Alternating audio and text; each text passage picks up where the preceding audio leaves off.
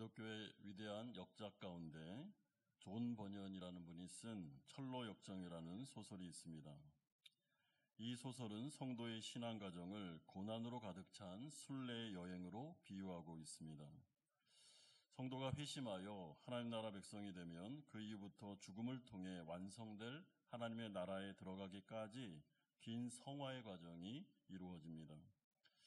마치 마라톤 선수가 42.19km의 장기 레이스를 펼치는 것처럼 이들은 자신들이 가지는 지구력과 끈기를 가지고 또한 체력과 인내를 가지고 많은 훈련을 통해서 그 경기 레이스를 마쳐야 됩니다. 그래야 결승점을 통과하여 승리의 월계관을 받게 되고 그리고 그로 인하여 영광을 얻을 수가 있습니다. 하지만 마라톤을 뛰는 선수의 입장에서는 결코 그 레이스가 만만치 않다는 것을 알게 됩니다. 숨이 턱턱 막혀 중단하고 싶을 때도 한두 번이 아니고 무더위와 극한 습도와 싸워야 되며 그리고 체력이 떨어졌을 때 자신의 한계를 느끼는 경우가 한두 번이 아닙니다. 그래서 마라톤 선수는 체력도 중요하지만 정신력도 매우 중요합니다. 야고보는 오늘 이 말씀을 통해서 고난에 대하여 이제 마지막으로 우리에게 말씀하고 있습니다. 야고보 사도는 이미 1장 2절에서 성도들이 여러 가지 시험을 당할 것임을 역설한 바가 있습니다. 여러분, 여러 가지 시험이라는 것은 성도가 이 세상에서 신앙생활할 때 당할 수 있는 모든 고난을 총망라하는 개념입니다. 신앙으로 인해 핍박을 받을 수도 있고 경제적인 어려움을 당할 수도 있고 사업상의 고통이나 자연재해를 비롯한 건강상의 문제로 인하여 어려움을 당하는 성도들도 있습니다. 또한 사람과의 관계에서 상처를 받기도 하고 미래와 진로에 대한 문제 때문에 고민이 많을 때도 있습니다. 그리고 이러한 고난이나 어려움은 성도들이 과거에도 현재에도 미래에도 우리가 죽는 그날까지 이 세상을 살아갈 때 우리에게 항상 있을 것임을 알려주고 있습니다. 그런데 이런 고난의 문제는 막상 닥쳐보면 다른 사람이 고난을 겪을 때는 좀 이렇게 객관적인 시각이 되는데 나에게 고난과 어려움이 오면 이게 결코 쉬운 문제가 아닙니다. 굉장히 어렵습니다. 이 고난을 어떻게 이겨내야 되는가? 막상 내가 병에 걸리고 나의 진로가 막히고 막상 나에게 있는 여러 가지 어려움으로 인해서 경제적인 상황이 악화되고 또한 사업상의 문제가 생겼을 때 성도로서 이것을 어떻게 대해야 되냐, 극복해야 되느냐라는 것은 쉬운 문제가 아닙니다. 오늘 본문은 이에 대해서 성도와 교회는 어떻게 이것을 대처해야 되는지에 대해서 그 방법을 알려주고 있습니다. 그러므로 우리가 개인적인 입장에서 첫 번째로 살펴볼 내용은 오래 참으라라는 명령이 7절에서 12절에 나옵니다. 여러분 7절에서 12절을 잘 보시면 야고보 사도가 이 초대교회 성도들을 부를 때 무려 5번씩이나 형제들아라고 부르는데 이것은 더 정확하게 번역하면 형제 자매들, 그러니까 사랑하는 자들아라는 의미가 내포되어 있습니다. 그러므로 사도 야고보는 너무나도 사랑하는 마음으로 지금 이 편지를 쓰고 있습니다. 그러면서 이들의 신앙을 붙잡아주기 위해 또한 고난이 지속되는 성도들에게 권면하기 위해 보내고 있는데 오래 참으라, 고난을 오래 참아야 된다라는 말씀을 무려 7절에서 12절까지 7번이나 반복합니다. 여러분 7절에 3번 길이 참으라, 길이 참아, 기다리라, 8절에 1번 길이 참고, 10절에 1번 오래 참고, 11절에 2번 인내하는 자 욥의 인내라고 하면서 무려 7번씩이나 이렇게 오래 참을 것을 말씀하는데 우리가 알다시피 7자라는 숫자는 완전수지 않습니까? 그러니까 이것을 7번 반복한다는 것은 의도적으로 온전히 끝까지 한번 참아봐라 라는 뜻을 포함하고 있습니다. 여러분 이 시대 초대교회 성도들은 예수를 믿는다는 이유로 사회로부터 버림받아 권력자들로부터 또한 부자들로부터 부당한 대우를 많이 받았습니다. 그러므로 이 견뎌라, 오래 참으라라는 이 권면은 그러니까 우리가 그 부당한 대우를 받을 때 대받아치지 말고 원수를 악으로 갚지 말고 그냥 그들을 선으로 갚아주면서 그냥 하나님을 의지해서 견디라, 참아내야 된다라는 것을 우리에게 말씀해주고 있습니다. 여러분, 언제까지 그렇게 하라고 하냐면 나의 인내의 한계가 드러날 때까지가 아니라 끝까지 그렇게 하라는 겁니다. 끝까지 한번 이 고난을 참아봐라 라고 말씀해주고 있습니다. 여러분, 건강의 문제나 마음의 고통의 문제나 심한 상처의 문제, 경제적인 어려움, 또한 진로의 문제, 막막한 사업의 문제를 우리가 이렇게 오늘 본문을 볼 때 끝까지 한번 견뎌야 된다. 이거 참아야 된다. 중도에 포기하거나 아니면 막 낭망하거나 쓰러지면 안 된다. 그리고 될 대로 되라 하면서 현재를 이렇게 나몰라라 하면 안 된다라고 말하는데, 막상 이게 닥쳐보면 여러분, 견디는 것만큼 어려운 게 없습니다. 오래 참는 것만큼, 기다리는 것만큼 진짜 힘든 게 없습니다. 특별히 한국 사람들은 빨리빨리 문화지 않습니까? 모든 게 그냥 빨리 되기를 원하기 때문에 어떤 결과를 기다리고 어떤 일에 대해서 이게 좋아지기를 끝까지 참아내는 것은 사실은 쉬운 문제가 아닙니다. 왜냐하면 고난은 마치 끝이 보이지 않는 긴 터널과 같아서 언제 끝날지도 모르는 어두운 터널을 무작정 계속 걸어가는 것과 비슷하기 때문에 그렇습니다. 그래서 하나님을 향한 믿음과 소망이 없는 사람은 고난 중에 인내하기라는 불가능합니다. 해결될 기미가 조금도 보이지 않을 때, 상황은 더 악화되고 있을 때 누구나 지치기 마련이고 그 상황을 피해 도망가고 싶은 것, 그것이 인지상정입니다. 하지만 하나님은 성도는 절대로 그렇게 하면 안 된다. 계속 끝까지 그 문제를 피하지 말고 그 문제를 가지고 다른 일 하지 말고 정면으로 딱 그대로 현실을 직시하면서 그 고난을 수용하고 그 고난을 건디면서 하나님 의지하면서 한번 가봐라 라고 말씀해주고 있습니다. 왜냐하면 성도에게 주어지는 고난에는 반드시 끝이 있을 뿐만 아니라 그를 향한 하나님의 주권적인 섭리의 목적이 있기 때문입니다. 여러분, 이걸 믿어야 됩니다. 여러분, 우리의 고난에는 끝이 있습니다. 믿으십니까? 그리고 고난에는 분명히 하나님의 어떤 의도가 있습니다. 내가 이 문제를 통해서 어려움을 겪고 실패하고 낭망하고 좌절하는 것은 나를 하나님께서 싫어하거나 미워하는 게 아니라 어떤 의도를 가지고 그 일을 하고 있구나라는 것을 굳게 믿을 때 우리는 고난과 함께 삶을 살아갈 수 있습니다. 그러면서 9절은 심판주가 문 밖에 서 계시다라고 말씀합니다. 여러분, 믿음으로 고난을 인내하며 견디는 성도들에게는 공의로운 복으로, 성도들을 괴롭히는 자들에게는 영벌로 갚아주시는 공의로운 심판주, 하나님의 심판이 다가오고 있기 때문에 그 하나님의 공의로운 심판을 바라보면서 은혜를 생각하면서 견디고 인내하며 기다릴 때 하나님께서 도움을 줄 거라고 말씀합니다. 그러면서 7절 하반절에 보면 귀한 열매를 바라고 길이 참아 이른 비와 늦은 비를 기다리는 농부의 비를 통해서 성도가 하나님을 믿고 소망하면서 인내하며 견디며 나아갈 때 그냥 하나님이 이렇게 멀찍이 바라보면서 내버려 두는 게 아니라 하나님은 이른 비와 늦은 비를 주듯이 그에게 때에 따라 돕는 은혜를 계속해서 줄 거다. 만약에 말씀이 필요하면 하나님의 말씀을 주고, 기도응답이 필요하면 기도응답을 주고, 성령 충만함이 필요하면 성령 충만함을 주면서 그가 그 고난을 견딜 수 있도록, 마라톤 레이스를 뛸 수 있도록 계속해서 하나님께서 은혜를 줄 거다라고 약속해주고 있습니다. 그러므로 11절에 보시면 가장 자비롭고 긍휼이 많으신 분이 하나님이심을 말씀하므로 정말 우리가 이 하나님의 성품을 생각하면서 지금 현재의 어려움을 잘 견디라고 하는데, 그러면서 구약에 나오는 두 부류의 예를 통해서 이 부분의 교훈을 강조해주고 있습니다.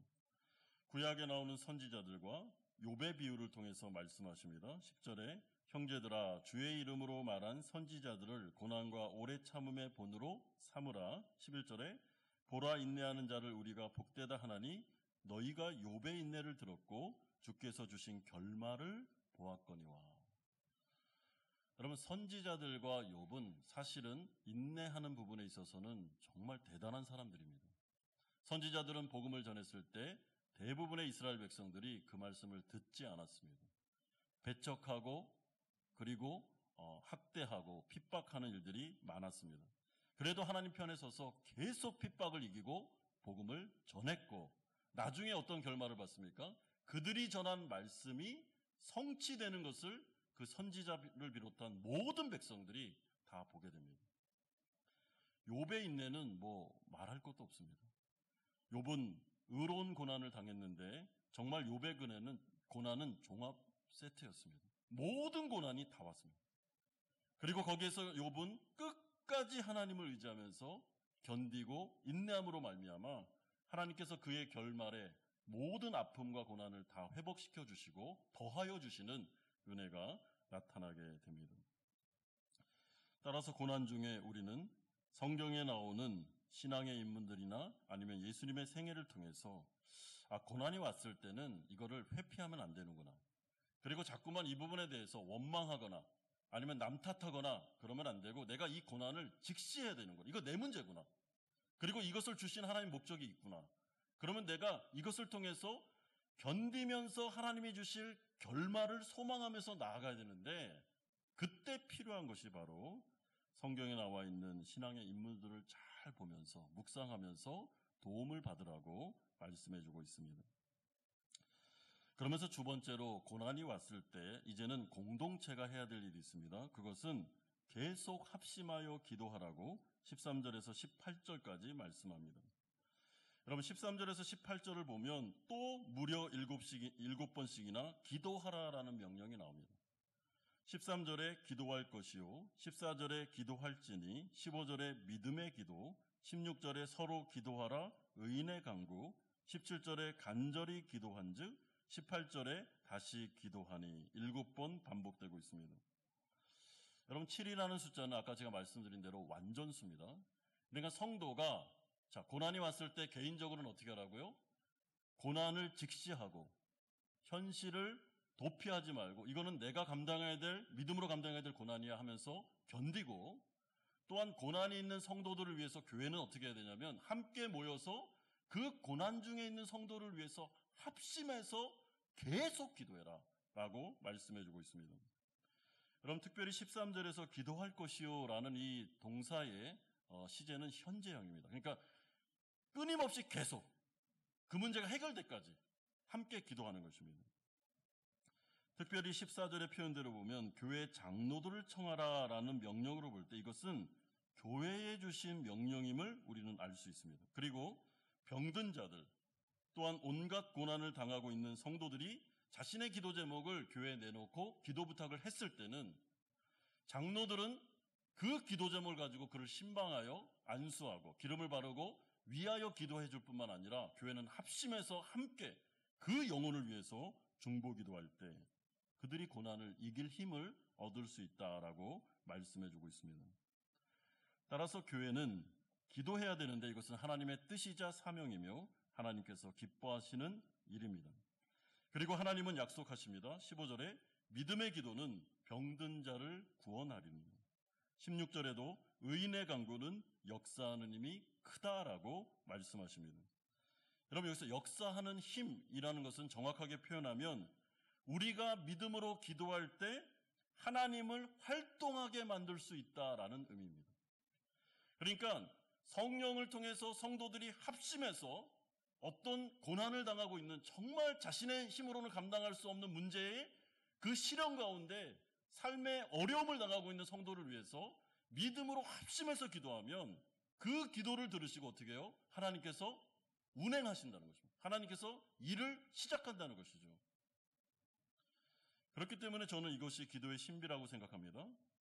우리가 여기서 기도하면 이 기도가 하나님 앞에 상달되고 믿음의 기도는 하나님을 움직이는데 하나님께서 굉장히 멀리 떨어져 있는 우리 성도가 어려움을 당한다 할지라도 거기에서 역사하는 일이 일어나게 됩니다.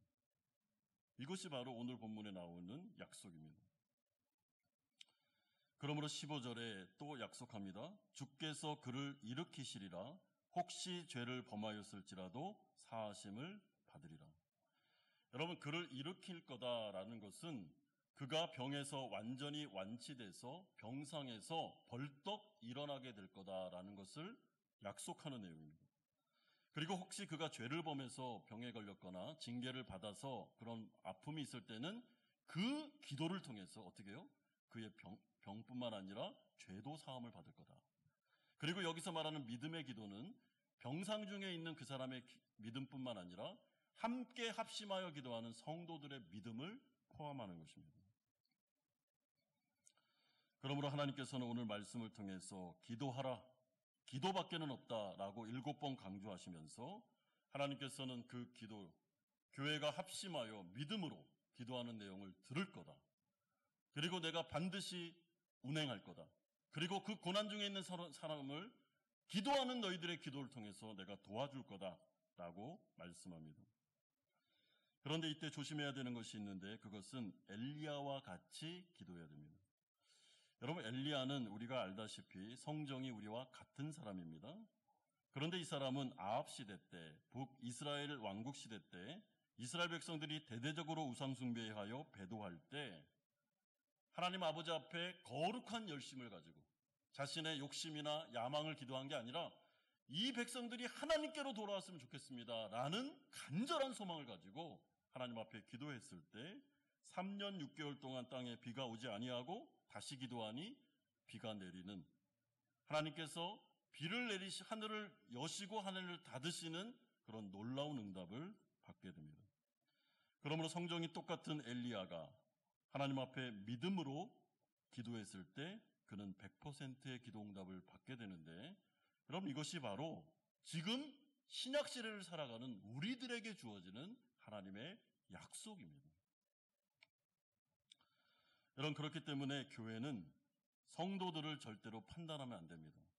판단하지 말되 그들의 어려운 문제를 가지고 함께 합심하여 기도하면서 그들의 문제만 해결되는 것이 아니라 그들의 영혼까지도 변화되고 이 고난을 통해서 이들이 하나님께로 더 열심히 돌아오고 신앙으로 완전히 돌아올 수 있도록 해달라고 정말 간절하게 부르짖며 기도할 때 하나님은 그 사랑의 기도를 들으십니다.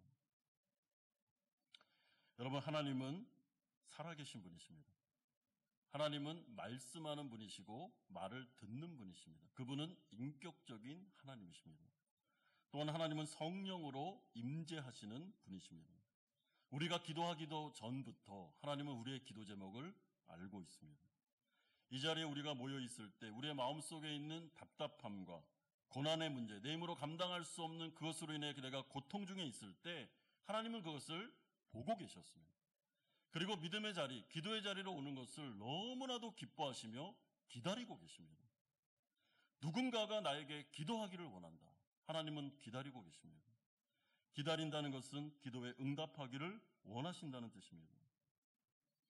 그러므로 우리가 오늘 하나님 앞에 나와서 중보기도의 자리에 있는 것 자체가 엄청난 하나님의 은혜이자 이미 영적으로 승리한 거라고 저는 생각합니다. 그리고 말씀을 붙잡고 기도하면 됩니다. 모든 것을 다 하나님께 여쭤보고 물어보면 됩니다. 하나님, 어느 때까지입니까? 하나님, 제가 고난이 있는데 이 터널이 보이지 않습니다. 제가 지금 터널을 통과하고 있는데 저기 멀리서 빛 한 줄기도 보이지 않습니다. 너무 깜깜합니다. 언제 이 터널은 끝납니까? 주님, 저에게 말씀해 주십시오. 제가 이 터널을 통과할 수 있도록 저에게 힘을 주십시오. 고난은 결말이 있고 하나님은 우리에게 보답해 주신다고 하셨는데 하나님, 저는 그것을 원합니다 라고 나아갈 때 욥의 결말을 보라 라는 그 하나님의 위로가 우리에게 나타날 수 있고, 또한 합심하여 기도하는 그 합심 기도는 역사하는 힘이 크다라는 것을 우리는 믿어야 됩니다. 그러므로 마지막 세 번째로 이제 교회는 고난 중에 있는 성도들을 위해서 다시 주님께로 돌아오게 돌보고 인도하라라는 말씀이 19절에서 20절에 나오고 있습니다. 여러분, 사도는 여러 가지 어려움이나 시험을 당할 때 믿음이 약한 성도들은 그야말로 시험에 들어서 신앙에서 떨어져 나가는 일들도 있을 거다라고 말씀합니다. 19절에 보시면 내 형제들아, 너희 중에 미혹되어 진리를 떠난 자를 누가 돌아서게 하면, 그럼 여기서 미혹되다라는 말은 길을 잃어버렸다, 방황하고 있다라는 뜻입니다. 그러니까 예수님께서 예전에 99마리의 양과 잃어버린 한 마리의 양의 비유를 통해서 잃어버린 양을 찾아 돌아다니는 목자의 심정을 말씀해 주셨던 것처럼 교회 안에서도 믿음이 연약한 성도들이 예상치 않았던 고난이 올 때, 내가 정말 감당할 수 없는 고난이 연거푸 오고 있을 때 이걸 잘 이렇게 감당하지 못해서 미혹되거나 방황하거나 교회를 나오지 않거나 시험 드는 일들이 일어날 수 있음을 우리에게 말씀해 주고 있습니다. 여러분, 이것은 영적인 방황입니다. 그러므로 이럴 때 오늘 이 야고보 사도가 교회를 향해서 하는 말은 정말 교회 안에서 이렇게 시험 들어서 고난 중에 지쳐서 정말 자신의 힘으로 감당할 수 없어 예배 장소에도 나오지 못할 정도로 힘들어하고 방황하는 성도들이 있다면 그들을 좀 돌아봐야 된다고 말합니다. 그들을 돌아보고 가서 신방도 하고 붙잡아주고 기도해주면서 교회 장로들 그리고 리더들 또한 성도들은 이들을 다시 예배 자리로 이끌어주는, 막 일어날 수 없으면 부축해서라도 데려와서 기도의 자리, 예배 자리로 나와야만 그들이 이 고난을 이길 수 있다고 알려주고 있습니다. 따라서 교회는 새 신자들이 전도하여 교회에 오는 것도 중요하지만은 여러분, 이미 교회원 성도들이 교회를 떠나는 것에 대해서 우리는 민감할 필요가 있습니다.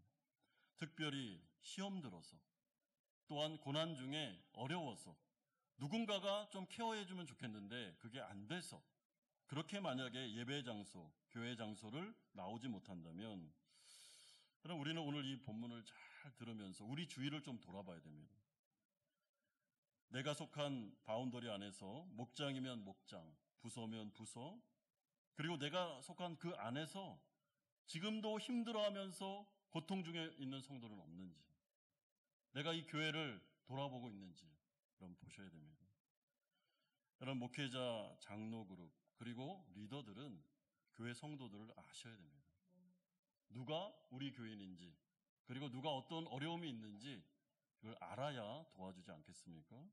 더 열심히 찾아다니고 붙잡아주고 목양하면서 잃어버린 영혼이 없는지를 살펴야 된다라고 말씀합니다. 여러분, 이런 점에서 우리 교회 안에 이런 일들을 참 잘하시는 분들이 많이 계십니다. 전화도 하고 끝까지 그분을 위해 기도하고 새벽마다 부르짖으면서 어떻게든지 그 믿음의 끈을 놓지 않도록, 지금은 비록 교회에 오지 않지만은 언젠가는 올 거다라고 생각하면서 그분들을 위해 기도하고 붙잡아주는 그런 분들이 많이 계십니다. 여러분, 진짜 이거는 잘하는 것입니다. 하나님이 너무나도 좋아하시는 일입니다.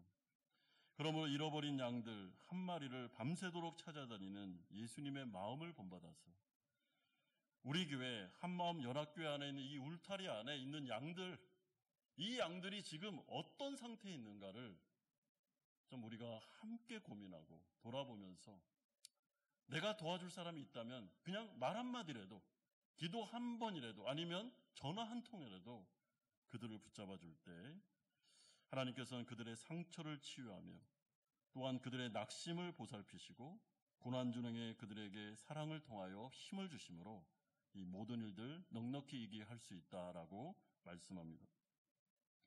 따라서 이러한 일의 결과를 약속하는데 20절에 너희가 알 것은 죄인을 미혹된 길에서 돌아서게 하는 자가 그의 영혼을 사망에서 구원할 것이며 허다한 죄를 덮을 것임이라. 나는 그냥 작은 일 하나 했는데 정말 그분이 생각이 나서 주중에 한번 연락하고 붙잡아주고 기도해주고 또 밥 한 번 사주고 이렇게 했는데 하나님께서 그 작은 수고와 사랑을 통해서 미혹된 이 영혼을 붙잡아주고 허다한 죄에서 그를 덮어주며 다시 하나님께로 인도하는 일들을 할 것이니까 너희들이 나의 손과 발이 좀 되어주면 좋겠다. 이 고난 중에 있는, 이 어려움 중에 있는 성도들을 좀 붙잡아주면 좋겠다라고 말씀해주고 있습니다. 그러므로 사랑하는 성도 여러분, 우리가 이 세상을 살아가실 때 여러 가지 고난과 어려움이 오는 것은 성도에게 있어서는 당연한 것입니다. 예수 믿으면 만사 형통하고 아무런 어려움도 없고 모든 것이 다 척척척척 내가 원하는 대로 된다, 그거는 복음이 아닙니다. 여러분, 그런 건 성경에 없습니다. 죽는 그날까지 고난은 우리와 친구가 되어 함께 갈 것입니다. 그렇다면 하나님께서 고난이라는 친구를 우리에게 같이 이렇게 주신 이유는 분명히 거기에 목적이 있기 때문이고, 나를 변화시키고 더 성숙하고 더 튼튼한 사람으로 만들기 위한 과정이지, 선하신 하나님이 나를 죽이고 나를 망하게 하려고 하는 게 아니다라는 믿음을 꼭 가지셔야 됩니다. 그리고 기도하실 때 진짜 극심한 고난 중에 있는 분들은 이게 숨이 막 턱턱 막힐 때는 계속 절망의 생각을 하지 말고 소망의 생각을 가져야 됩니다. 끝이 있다, 끝이. 분명히 이거는 끝이 있을 거야. 그리고 하나님은 공의로운 분이시다. 그리고 이 과정은 하나님의 손 안에 있어. 하나님께서 합력해서 선을 이룰 거다라는 믿음을 가지고 어떻게 해요? 기도하는 자리로, 계속 하나님 앞에 부르짖는 자리로 나아갈 때 하나님께서 응답해 주실 것임을 말씀합니다. 오늘 이 야고보서의 말씀을 잘 기억하시고, 오늘 이 자리에 나올 때 내가 가지고 있는 기도 제목, 내가 하나님 앞에 꼭 간절히 묻고 싶은 그 기도 제목을 오늘 여과 없이 하나님께 말씀드리십시오. 그러면 하나님은 그 기도를 통해서 움직이실 겁니다. 하나님께서 응답해 주십니다. 갈 길을 알려주시고 치료할 자를 치료하시면서 기도가 사역이 될 수 있도록 역사하시는 하나님의 은혜를 경험하게 될 것입니다. 이런 은혜가 오늘 이 자리에 계신 모든 성도님들에게 충만하게 임하기를 주 예수 그리스도의 이름으로 축원드립니다.